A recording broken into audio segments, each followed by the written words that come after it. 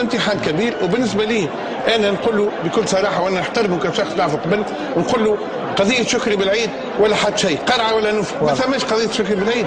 واضح سفيان بن فرحات. وهذه الصور توصلنا على المباشر من شارع الحبيب بورقيبه. عدد كبير من الحضور من المواطنين في شارع الحبيب بورقيبه.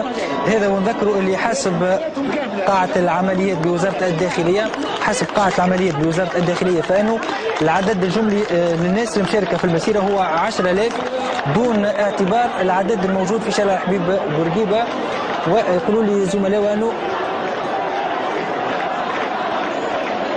كنا نشوفوا في طرد حافلة للنقل المباشر تابعة قناة من القنوات التلفزية، مازلنا ما نعرفوش تابعة شكون، ولكن إذا توصلنا المعلومة أكيد وأنه نرجع لها. الحضور كان يقوم بطرد حافلة نقل مباشر تابعة لأحد القنوات التلفزية. نحاولوا نتأكدوا إذا أن عندنا المعلومة لشكون تتبع هذه الحافلة. إذا المعلومة وصلتنا وأنه الحافلة نتاع النقل المباشر اللي تم طردها من قبل الحضور وكنا نشاهدوا في الصور نتاعها هي تابعة لقناة الجزيرة.